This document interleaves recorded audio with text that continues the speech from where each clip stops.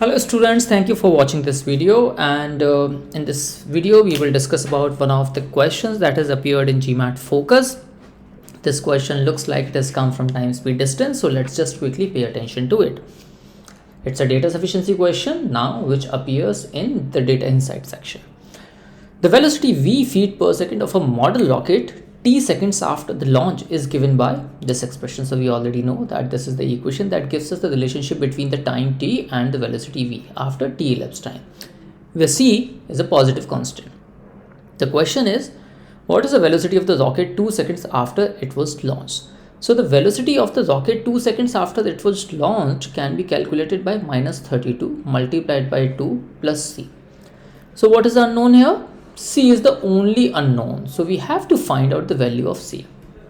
Now the question is, how can we find out the value of C?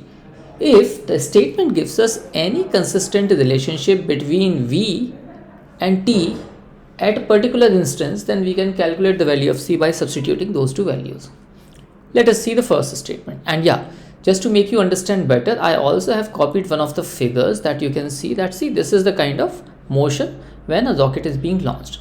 Let's read the first statement. The first statement says that the rocket reaches its maximum height and begins descending 1.5 seconds after it was launched. Now understand this part, begins descending 1.5 seconds after it was launched. When does the rocket begins descending? So the answer is at this particular point. Understand, at this particular point the rocket begins descending because this is the maximum height of the rocket. And what is the velocity here? Now there was velocity right in the beginning, it keeps on decreasing. At this particular point the velocity becomes 0, and after that once again it gains some velocity because now it's falling due to gravity.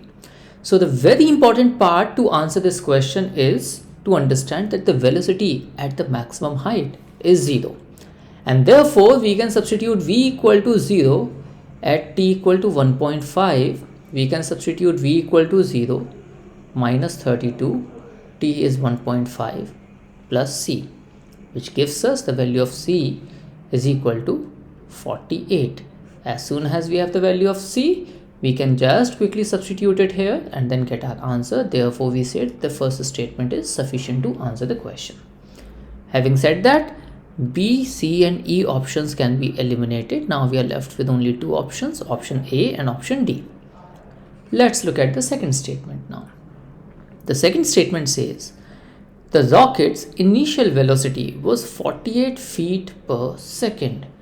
Initial velocity, what is the initial velocity? Initial velocity is the velocity at t is equal to 0, and that is given as 48, which means if we substitute v equal to 0